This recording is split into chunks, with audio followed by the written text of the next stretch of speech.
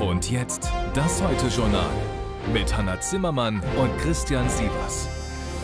Guten Abend Ihnen allen. Die Webseite des Deutschen Wetterdienstes ist heute mehrfach in die Knie gegangen, überlastet, denn das Informationsbedürfnis ist hoch. Was tut sich da gerade am Himmel über Deutschland? Vor schwersten Gewittern mit massiven Folgen, gar vor Tornados, hatten die Meteorologen gewarnt. Allerdings, und das liegt in der Natur der Sache, lassen sich gerade diese besonders starken Unwetter eben nicht geografisch ganz präzise vorhersagen. Es gab Wetterwarnungen für fast das ganze Land. Die Situation heute Abend schildert Christian von Rechenberg. Das kam eben vom Himmel. Hagelkörner, Hagelbällchen eigentlich. Und spätestens jetzt war klar, warum der Wetterdienst heute warnte. Gehen Sie nicht ins Freie. Schließen Sie Fenster und Türen. Achten Sie auf Gegenstände, die herumfliegen. Tief Lambert rückt an, nahm heute vor allem die Region um Kassel ins Visier. Ein Naturspektakel, Superzellen am Himmel, sie bringen fast aus dem Nichts Orkanböen. Wassermassen, bis zu 100 Liter pro Quadratmeter waren heute möglich. Was das bedeutet, sieht man ab dem Nachmittag in den sozialen Medien. Innerhalb von 2 Stunden rufen in Kassel 800 Menschen die 112, brauchen die Feuerwehr, weil ihre Keller volllaufen. Autofahren entweder unmöglich oder ein Vabankspiel. Busse und Bahnen stellen den Betrieb ein, Gottlob, bislang keine Verletzten. Höchste Unwetterwarnstufe in Deutschland, gekommen war das Tief aus Frankreich, es zieht in der Nacht und weiter nach Osten, ohne an Kraft zu verlieren. Welche Kraft? Das wurde auch den Menschen in Rheinland-Pfalz heute schlagartig klar. Eben noch drückende Hitze, Minuten später Sturm und stürzende Bäume. Im Kreis Koch im Zell trifft einer auf die Fahrbahn, als dort ein Kleinlaster unterwegs ist. Passiert auch hier, außer ein paar Beulen, nichts. Gegen Abend kommt das Unwetter in Niedersachsen an, hinterlässt Spuren in der Region Hildesheim. Als hätten Riesen hier gewütet, Baumwipfel verstreut, keinen Winkel ausgelassen. Wer kann, hilft sich selbst und Hilfe wird überall gebraucht. In Hildesheim auch, wo für einen Fahrer ohne die Feuerwehr nichts mehr weitergeht. Der unterwegs war, trotz aller Warnungen, wie so viele, die so ein Unwetter nicht erwartet hatten. Es war Wahnsinn. Es hat auf einmal angefangen. Bäume sind rausgerissen, überall Überschwemmungen. Man wusste gar nicht, wohin so schnell. Mülltonnen sind durch die Gegend geflogen. Also es war schon hart. Und es hört nicht auf, hart zu sein. Aktuell kommen aus dem Harz, aus Sachsen-Anhalt, diese Bilder. Blankenburg, rette sich, wer kann. Vor dem Regen, vor dem Hagel, vor dem Wasser. Derweil heißt es von der Bahn Verspätungen und Zugausfälle vor allem im Osten und im Norden. Was in diesen Stunden schon vom Himmel kommt, wird in der Nacht in ganz Bayern und Brandenburg erwartet. Was für Bilder. Wir haben es gerade gesehen, Sachsen-Anhalt. Wir gehen jetzt nach Magdeburg live zu Andreas Weise. Andreas, guten Abend. Wie ist die Situation aktuell?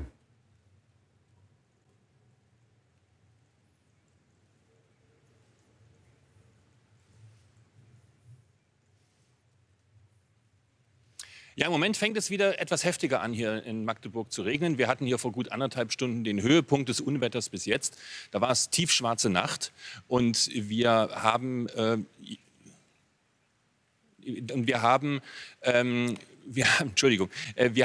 sozusagen gesehen, dass es hier ein heftiges Gewitter gab, heftige Regenfälle, allerdings kein Hagel. Und bisher scheint die sachsen-anhaltische Landeshauptstadt ganz glimpflich davongekommen zu sein. Aber was wir aus dem Harz hören, wir haben es ja gerade im Stück auch gesehen, die Bilder sind heftig. Die A36 bei Blankenburg ist nach einer Schlammlawine gesperrt. Und aktuell hören wir auch, dass in der Höhe von Bernburg auch wieder das Unwetter zugenommen hat. Das ist also alles auch hier noch nicht ganz vorbei in Sachsen-Anhalt. Andreas Weise, ZDF Magdeburg, vielen Dank. Es ist noch nicht ganz vorbei, das ist das Stichwort. Unser ZDF-Meteorologe Özden Terli ist bei uns. Özden, guten Abend. Hallo. Da könnte noch was kommen oder wie ist die Lage aktuell? Ja, auf Magdeburg zieht jetzt gerade ein Gewittertief, also ein Gewitterzentrum direkt zu. Das haben wir eben auf dem Radarfilm schon gesehen. Und auch über Nacht wird es ja noch weitergehen. Und wir können uns das auch mal genauer anschauen, wo denn diese Superzellen zu sehen waren. Und wir sehen hier, wie mächtig und wie groß die sind also da 2 Zellen allein fast ganz in Norddeutschland und im Süden ebenfalls. Da kommt es jetzt nach und das hat noch nicht aufgehört und wird sich weiter fortsetzen. Also ich verstehe dich richtig, es gibt keine Entwarnung. Was ist denn in der bevorstehenden Nacht zu erwarten? Ja, keine Entwarnung auf jeden Fall. Und im Norden wird es ja weiter regnen. Nordrhein-Westfalen, Niedersachsen, da wird es ja noch längere Zeit schütten, muss man sagen. Und diese Gewittertätigkeit, die setzt sich im Osten Deutschlands weiter fort. Also es zieht auch noch auf Berlin weiter zu, nachdem es Magdeburg passiert hat. Und auch im Süden Deutschlands, diese Zellen, die wir gerade gesehen haben auf dem Bild, die zeigen uns eben, da ist noch eine Menge Musik drin. Und diese warme Luft, die kommt ja aus dem Mittelmeer zu uns. Dann noch die Frage, Öste, nach dem viel größeren Zusammenhang des Ganzen, die sich natürlich in dieser Tage immer wieder stellt. Was von dieser Wetterlage ist Wetter und was ist Klima? Erst einmal ist das ja Wetter, was da passiert. Aber wir müssen ja schon sagen, dass sich ja die Atmosphäre verändert hat und diese Parameter sich verändert haben in der Atmosphäre. Dementsprechend werden diese Gewitter auch immer heftiger. Das sagen ja auch die Wissenschaftler. Und letzten Endes, wie schon gesagt, die Luft kommt aus dem Mittelmeer und das Mittelmeer ist derzeit zu warm. Also irgendwo muss diese Wärme bleiben und wenn sie zu uns geführt wird, gibt es eben diese heftigen Gewitter. Also das hängt ganz eng miteinander zusammen. Özlem Terli, vielen Dank für diese Informationen heute Abend.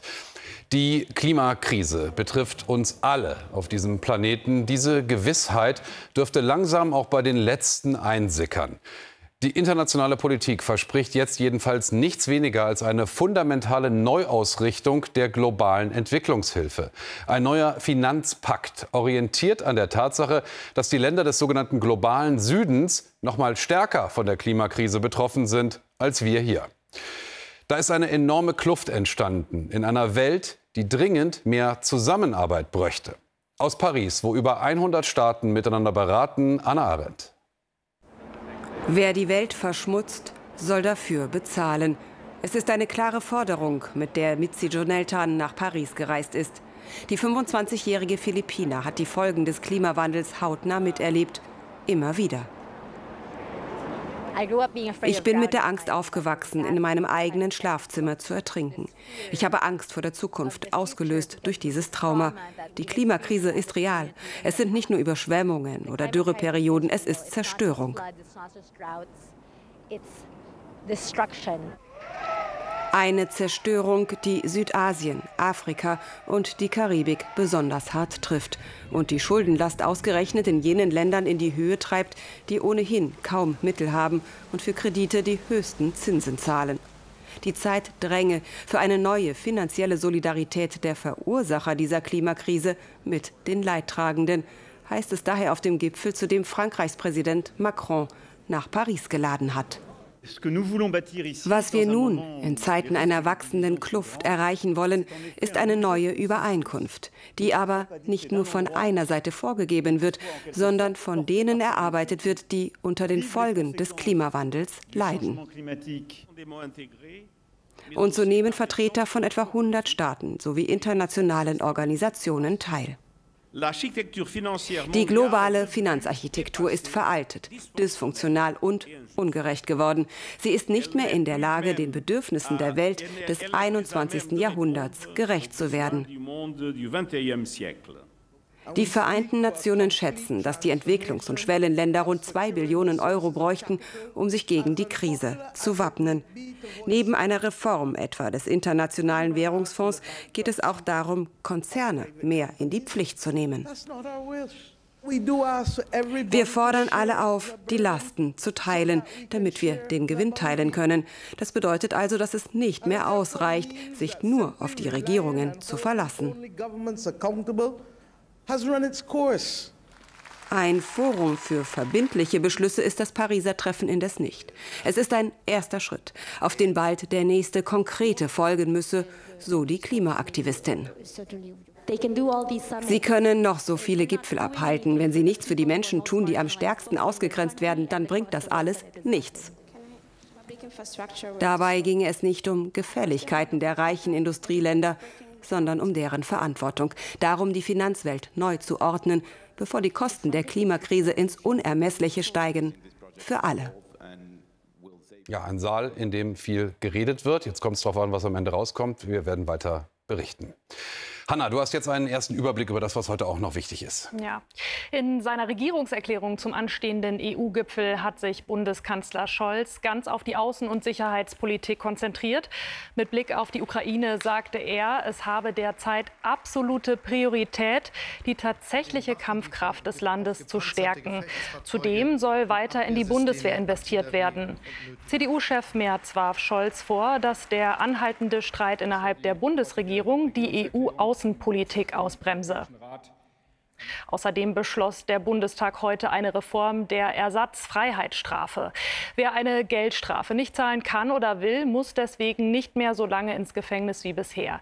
Der Bundestag entschied, dass die Dauer halbiert werden soll. Das bedeutet, dass 2 verhängte Tagessätze künftig nur noch einem Tag Haft entsprechen. Die ukrainische Armee hat nach russischen Angaben eine wichtige Brücke zur Halbinsel Krim schwer beschädigt. Die Tschonha-Brücke, die die Krim mit dem Festlandgebiet Cherson verbindet, sei mit Raketen beschossen worden und in den kommenden Wochen nicht mehr zu benutzen, teilte der örtliche Besatzungschef mit. Die völkerrechtswidrig annektierte Krim ist für Russland wichtig, um Nachschub in die Südukraine zu liefern. Sie ist mit dem ukrainischen Festland über eine Landenge und mehrere Brücken verbunden. Das Bundessozialgericht hat erstmals eine psychische Erkrankung im Grundsatz als Berufskrankheit anerkannt. Geklagt hatte ein Rettungssanitäter, weil die gesetzliche Unfallversicherung seine posttraumatische Belastungsstörung nicht als Berufskrankheit anerkannt hatte. Die Kasseler Richter betonten, Rettungssanitäter seien häufig besonders belastenden Situationen ausgesetzt.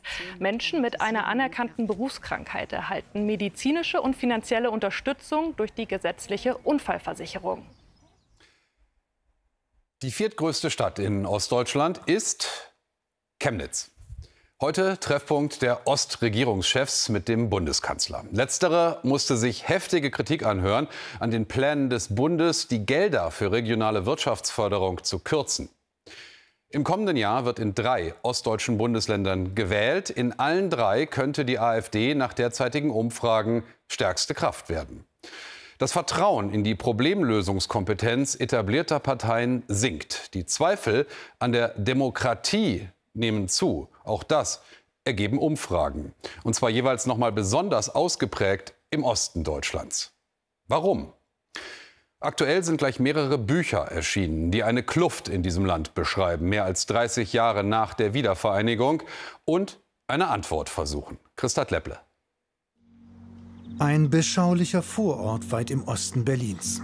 Hier lebt der Historiker Rainer Eckert. Aus Protest gegen Putins Krieg hat der frühere DDR-Bürgerrechtler an seinem Gartenzaun ein paar Fähnchen angebracht. Ein kleines Signal mit großen Folgen. Was ich erlebt habe, war, dass die kleinen Ukraine-Fähnchen zweimal abgeschnitten wurden.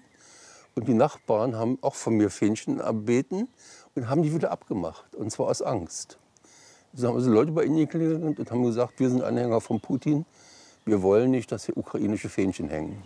Eckert hatte in der DDR Berufsverbot. Unterkriegen kommt für ihn nicht in Frage. Die Fähnchen hat er wieder angebracht.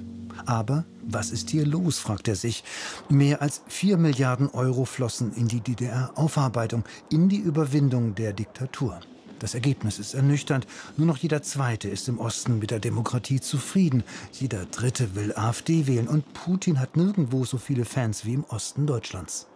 Für die junge Historikerin Katja Heuer hat die Unzufriedenheit Gründe. Sie wagt einen neuen Blick auf die DDR. Die Erwartungen, die es 1989 und 1990 gab und die auch geschürt worden sind, zu dem Zeitpunkt, weil man ja noch nicht wusste, was danach kommt, oftmals enttäuscht worden sind, vor allem was die wirtschaftliche Realität angeht. Also man hat sich auch so lange, ob das jetzt über das Westfernsehen ist oder über Popmusik, irgendwie an einem Westen orientiert, den es so gar nicht gab, wie man sich den vorgestellt hat. Und als dann auf einmal sozusagen der Kapitalismus kam mit allen seinen Chancen, aber auch allen seinen Risiken, ist das für viele schiefgegangen. Wir sind das Volk, heißt es wieder wie 89. Und dafür sind wir nicht auf die Straße gegangen. Was für die Linke an Protest eingesammelt hat, ist seit Flüchtlings-, Corona-, Ukraine- und Inflationszeiten nach rechts abgewandert. Ein toxisches Gemisch aus Wut und Enttäuschung. Das nutzt der AfD. Dazu kommt auch, dass einfach diese dieses Gefühl, irgendwie nicht dazuzugehören, abgehängt zu sein, irgendwie nicht Teil der Gesellschaft zu sein, nicht gehört zu werden. Unsere Revolution, in der Regel als Wende diffamiert, hat keinen Revolutionsstolz mit sich gebracht. Vollende die Wende, propagiert die AfD. Für beide Historiker eine beispiellose Verdrehung, ein Treppenwitz der Geschichte. Katja Heuer findet, es lohnt sich gerade jetzt für die Demokratie zu streiten. Ich würde einfach den Appell ansetzen, nicht den Kopf zu schütteln, nicht die Augen zu verdrehen. Es ist manchmal schwierig und unter Umständen auch schwierig zu ertragen, weil man vielleicht nicht unbedingt hören möchte, was einem da gesagt wird. Aber dieser Dialog ist wichtig, der Austausch ist wichtig. Der AfD-Aufstieg im Osten ist ein Weckruf. Nicht alle Fehler der letzten 3 Jahrzehnte müssen wiederholt werden. Es war bis vor ein paar Stunden immer noch ganz offiziell eine Rettungsmission, wenn auch eine zunehmend verzweifelte. Die Suche in den Tiefen des Nordatlantiks nach dem vermissten Tauch-U-Boot mit 5 Menschen an Bord. Die Rettungsmannschaften aus 3 Ländern wollten die Hoffnung nicht aufgeben, auch wenn es kaum noch Hoffnung gab. Der Sauerstoff an Bord ging zur Neige. Nach manchen Berechnungen reichte er bereits heute nicht mehr, um Leben zu ermöglichen. Und dann hat ein Suchroboter Trümmerteile entdeckt, die von dem U-Boot stammen. Die Küstenwache geht mittlerweile davon aus, dass niemand überlebt hat. Benjamin Daniel mit dem neuesten Stand. Breaking News. Nun ist es also klar. Die 5 Insassen der Titan sind nicht mehr am Leben. Vor wenigen Minuten gab die US-Küstenwache eine Pressekonferenz. Ein Tauchroboter hat weitere Trümmerteile gefunden. Nach Rücksprache mit unseren Experten sind es Überreste der Druckkammer, die auf katastrophale Art und Weise zerstört worden ist. Nach diesem klaren Ergebnis haben wir umgehend die Angehörigen der Insassen informiert.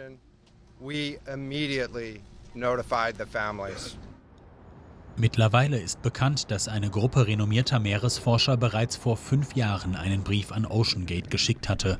Darin eine Warnung vor den Risiken, denen die Firma ihre Passagiere aussetzt. Ingenieur Bart Kemper war einer der Unterzeichner. Es ist ein großes Experiment, das keinen Vorgaben folgt oder gesetzlich geregelt ist. Sie segnen alles selbst ab. Das muss nicht heißen, dass das alles total falsch ist. Es bedeutet aber, dass man Unsicherheiten in Kauf nimmt. Die Verantwortung für diese Unsicherheiten reicht das Unternehmen an seine Kunden weiter. Wie sich OceanGate juristisch absichert, erzählt dieser mexikanische YouTuber. Er hatte erst im letzten Jahr an einer der Titanic-Exkursionen teilgenommen. Wir mussten damals einen Vertrag unterschreiben. Das waren ganz schön viele Seiten. Darin wurde jedes mögliche Risiko beschrieben, auch dass wir dabei sterben könnten. Wir alle wussten also genau, dass wir uns auf eine extrem gefährliche Expedition einlassen. Die Suchaktion geht zwar weiter, doch nun mit dem Fund der Trümmerteile sind sich viele Experten sicher. Die Crew war wohl bereits am Sonntag tot. Meine Kollegin Brigitte Saar recherchiert seit 25 Jahren über Tiefsee-Expeditionen.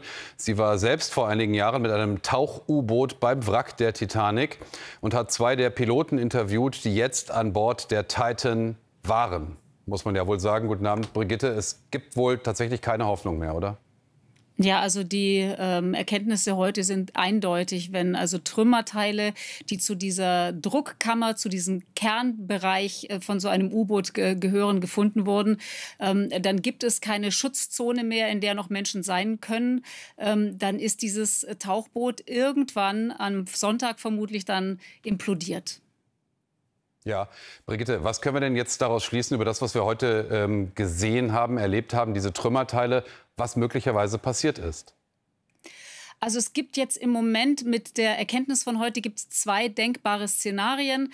Man hat ja zwischen 1 Stunde 45 und 2 Stunden nach Tauchbeginn den Kontakt zum Schiff verloren, zum Mini-U-Boot. Und das muss ja dann im Prinzip schon der Moment gewesen sein, wo es da irgendwie Probleme gab. Und dann gibt es die Variante, dass schon diese allerersten Probleme so gravierend waren, dass da an der Stelle es einen Riss in diesem Druckkörper gegeben hat und das Boot schon explodiert ist, möglicherweise noch bevor es überhaupt am Meeresboden war. oder dass es da Probleme hatte, dann weiter in Richtung Meeresboden abgesunken ist und weil man das Schiff irgendwie nicht mehr steuern konnte, weil die Kapsel im Prinzip dann schon führungslos war, hat man auch nicht mehr sanft abbremsen können, bevor man am Meeresboden aufsetzt, ist also mit sehr viel Wucht aufgesetzt und hat dabei vielleicht die Kapsel so beschädigt, dass auch der Druck zu viel wurde und es implodiert wurde. Diese zwei Szenarien kann man sich mit den Trümmern, die man jetzt gefunden hat, eigentlich noch vorstellen. Ist denn das jetzt eine Tragödie, die irgendwann passieren musste? Oder anders gefragt, wie problematisch war diese Konstruktion des U-Bootes? Das ist schwer zu beurteilen, weil wir ja immer noch nicht wissen, was da jetzt genau versagt hat. Aber ja, diese Kapsel war im Vergleich zu den Kapseln anderer Betreiber, anderer Forschungsinstitute, die ja seit Jahren und damit eigentlich auch sehr sicher Forschung und Tiefseetauchgänge betreiben, wirklich signifikant anders. Alle anderen Kapseln, die wir so kennen, hatten eine Druckkammer, die aus Metall war und die als Kugel konzipiert war. Und eine Kugel ist ein Körper, der Druck sehr gut verteilen kann. Und nun dachte man eben, man kann das anders machen. Das ist eine Röhre. Die Druckverteilung auf der Röhre ist anders. Und die Röhre war auch nicht aus Metall, sondern aus Carbonfasern gewickelt. Und es gab vor 2, 3 Jahren, als diese Kapsel auch in Dienst gestellt wurde, schon mal den Hinweis, dass der Druck bei diesen ständigen Wechsel, mal an der Oberfläche kein Druck, mal ganz tief im Wasser viel Druck, möglicherweise dazu führen könnte, dass es in diesen gewickelten Carbonfasern so Mikrorisse gibt und dass die zwar am Anfang gut hält, aber möglicherweise über die Jahre mit mehreren Einsätzen immer mehr so Mini-Bruchstellen hat und mürbe wird. Also es kann schon sein, dass dieses Konstrukt, was physikalisch auf dem Papier erstmal hält und was ja auch mehrere Expeditionen durchgehalten hat, dass das am Ende doch das Falsche war für diesen permanenten krassen Wechsel zwischen viel Druck und keinem Druck. Ist dieses Unglück, diese ganz offensichtliche Tragödie jetzt das Ende für den Tauchtourismus am Titanic-Wrack? Vermutlich schon. Zum einen aus ganz praktischen Gründen. Die Firma ist weg, das U-Boot ist weg, der Firmengründer, der ja auch der treibende Mann hinter all diesen Ideen war, ist weg. Und das Zweite ist natürlich, welche Kunden will man denn jetzt noch für so eine Tauchfahrt begeistern? Also selbst wenn es jetzt ein neues U-Boot gäbe, das man baut und das für so einen kommerziellen Tauchgang gemacht ist, dann müsste man ja wieder abenteuerlustige Multimillionäre finden, die bereit sind, da einzusteigen und dafür Geld zu zahlen. Und ich gehe davon aus, dass die Warteliste für so eine Expedition sehr kurz wäre. Auf der anderen Seite, möglicherweise gibt es ja tatsächlich solche abenteuerlustigen Multimillionäre tatsächlich noch. Da schließt sich noch eine Frage, vielleicht auch eine ganz persönliche Frage an dich an, Brigitte. Fragen sich ja viele tatsächlich, warum macht man sowas überhaupt mit, sich in so eine enge Röhre zu zwängen, 4000 Meter unter dem Meer? Wo kann da die Faszination liegen? Also man möchte natürlich mit eigenen Augen dieses Wrack erleben. Mit eigenen Augen ist irgendwie immer intensiver, als Bücher zu sehen, Fotos zu sehen, Dokumentationen zu sehen. Dieses unmittelbare Dortsein, Dabeisein. In den letzten Jahren gehört natürlich auch dazu, dass man damit dann vielleicht irgendwie was darstellt. Ja, im Zeitalter von Instagram und Selbstinszenierung ist das natürlich auch etwas, was man nach der Reise, womit man ein bisschen angeben kann. Aber die genaue Motivation eines jeden Einzelnen ist eine andere. Für mich war es damals wirklich die Leidenschaft für diesen Teil der Geschichte. Aber ich muss natürlich auch sagen, als ich getaucht bin, gab es noch nie einen tödlichen Vorfall mit den Insassen von einer solchen Tiefseetauchkapsel. Und das hat sich natürlich jetzt schlagartig geändert. Das hat sich geändert, auf jeden Fall. Brigitte Saar, ganz herzlichen Dank für diese hochinteressante Analyse, auch heute Abend wieder. Danke, Brigitte. So, und jetzt hier in der Sendung nochmal Hanna. Gestern schon, Hanna, haben wir an dieser Stelle eine wichtige Nachricht für Bahnreisende gehabt. Heute gibt es deutlich mehr Details dazu. Ja, pünktlich zur Ferienzeit kam ja gestern die Meldung, dass die Gewerkschaft EVG die Tarifverhandlungen mit der Deutschen Bahn als gescheitert erklärt. Unbefristete Streiks drohen. Ob sie tatsächlich kommen, das soll nun in einer Urabstimmung entschieden werden. Valerie Haller, gerade mit Blick auf die Ferien, wann können Reisende mit einem Ergebnis rechnen und was könnte auf sie zukommen? Unruhige Wochen könnte auf Sie zukommen. Die Urabstimmung für einen unbefristeten Streik, die dauert 4 bis 5 Wochen, sollte also Ende Juli abgeschlossen sein. Ja, aber bis dahin sind dann trotzdem auch Warnstreiks möglich, vielleicht schon in den nächsten Tagen oder Wochen. Und das träfe dann Bahnkunden zu einer der reisestärksten Zeiten des Jahres. Aber so weit muss es gar nicht kommen. Eine Einigung oder eine Schlichtung ist noch drin. Die Gewerkschaft sagt, sie ist zu weiteren Verhandlungen bereit, aber die Bahn müsse dann noch mal ordentlich nachlegen. Der Konflikt ist festgefahren. Die Bahn spricht von einer unnötigen Eskalation. Warum gelingt keine Einigung?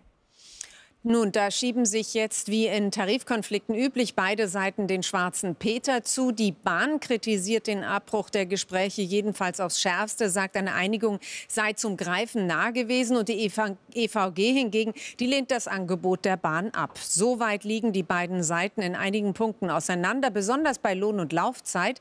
Die EVG fordert 650 € monatlich mehr. Die Bahn bietet 420. Auch bei den Laufzeiten große Differenzen. Die EVG fordert 12 Monate, die Bahn will 27 Monate.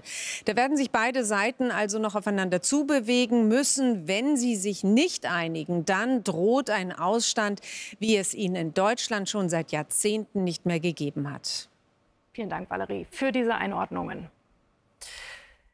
Das Bundeskartellamt hat im Zusammenhang mit der Energiepreisbremse ein Prüfverfahren gegen mehrere Stromversorger eingeleitet. Dabei geht es um die Frage, ob sie überhöhte Erstattungsanträge gestellt haben. Im Mai hatte die Behörde bereits Verfahren gegen mehrere Gasversorger und Fernwärmeanbieter eingeleitet. Werden Verstöße festgestellt, müssen die Unternehmen die Gelder zurückzahlen. Außerdem sind Bußgelder möglich.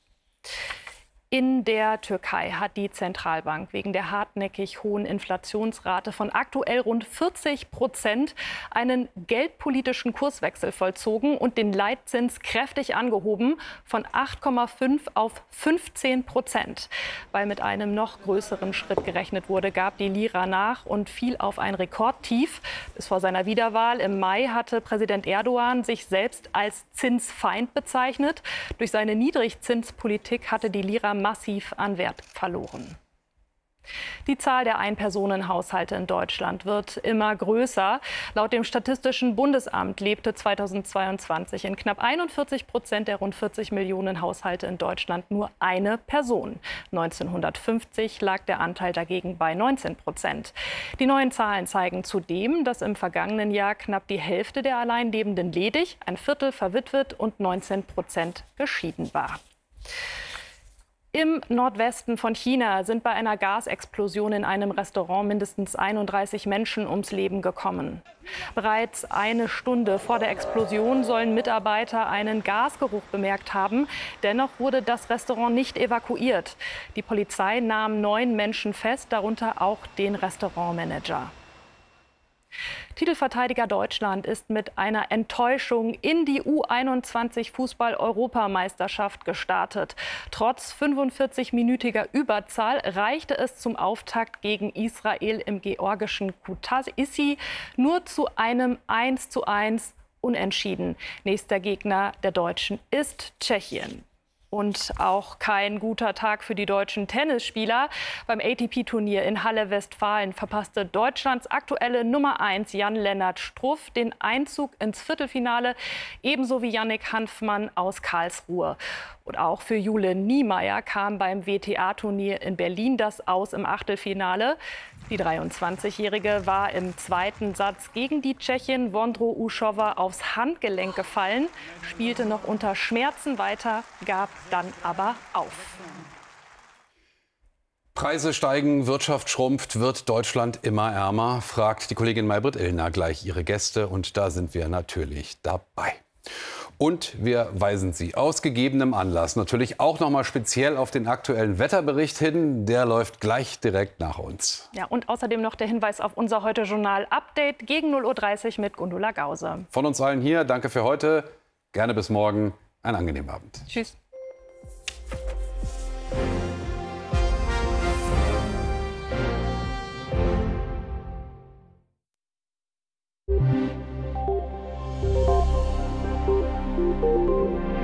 Ja, hallo. Hallo und schönen guten Abend zum Wetter. Wir haben es ja schon eben gesehen, es gab etliche Schauer und Gewitter, teils im Unwetterbereich und im extremen Unwetterbereich. Das lag an dem Tief Lambert, was reingezogen ist und sich morgen im Tagesverlauf allmählich ostwärts bewegt und dann rausziehen wird. Und wir sehen dahinter, lockert es auf und dann ist Schluss mit Unwettern. Aber noch ist die Unwettergefahr groß. Vor allem im Süden Deutschlands sehen wir, da kocht es regelrecht hoch. Hier sind etliche Gewitter dabei, die im extremen Unwetterbereich liegen, mit Hagel, Sturm und großen Regenmengen in kurzer Zeit.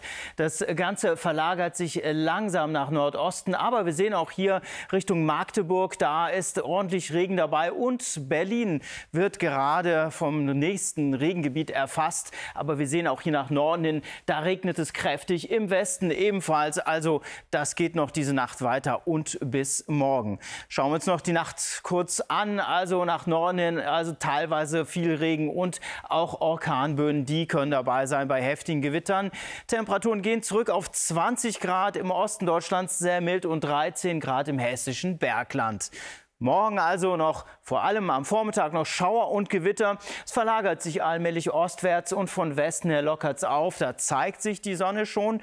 Temperaturen nicht mehr ganz so hoch wie heute. 28 Grad im Rhein-Main-Gebiet und 19 Grad in der Ostsee. Und die Schwüle ist dann auch endlich weg. Und die nächsten Tage, nun, das Wochenende bleibt größtenteils trocken und sonnig. Und Montag kommen dann neue Gewitter von Westen her. Und damit einen schönen Abend.